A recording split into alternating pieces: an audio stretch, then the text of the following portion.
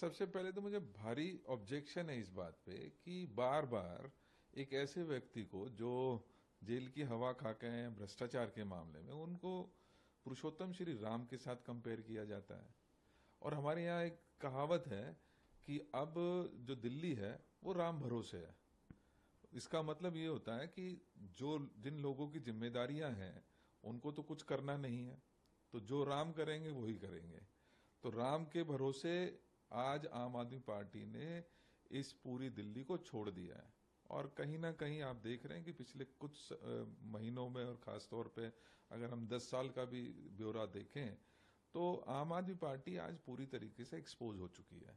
आज कहीं ना कहीं लोग त्राहिमाम कर रहे हैं। जब पानी की थोड़ी सी गर्मी आती है तो पानी के लिए त्राहिमाम शुरू हो जाता है, थोड़ी सी बारिश आती है तो लोग डूब के मरना शुरू हो जाते हैं।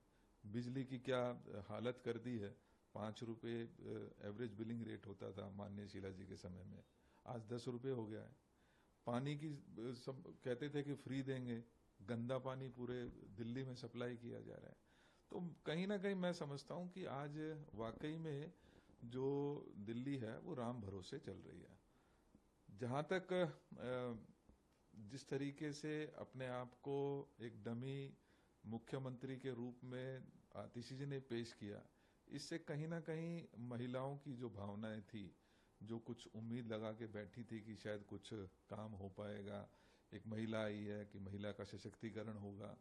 और दिल्ली जिस तरीके से पिछले कुछ सालों में रेप कैपिटल के रूप में उभर के आई है, हर रोज 3-3 रेप होना, ये कोई छोटी बात नहीं है।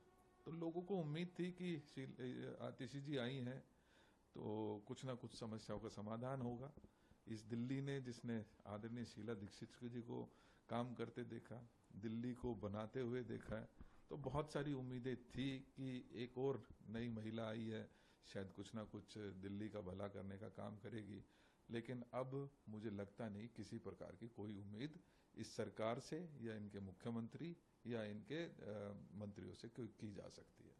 सवाल आपसे पूछना चाहूंगा, जो कि बीजेपी की सांसद कंगना रनौत ने एक बयान दिया है कि जो 3 कानून थे उनको विपक्ष कहता है 3 काले कानून, आपत्ति दर्ज कराई गई थी किसान संगठनों में, फिर वापस कर लिए गए थे।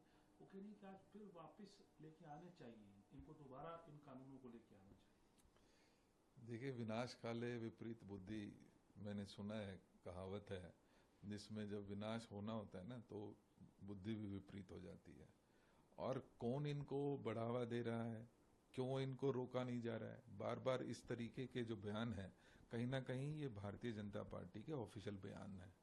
और मैं कहना चाहता हूं कि हरियाणा की जनता हो या फार्मिंग जितनी भी हमारा सेक्टर के लोग हैं, वो इसको बड़ी नजदीकी से ऑब्जर्व कर रहे हैं।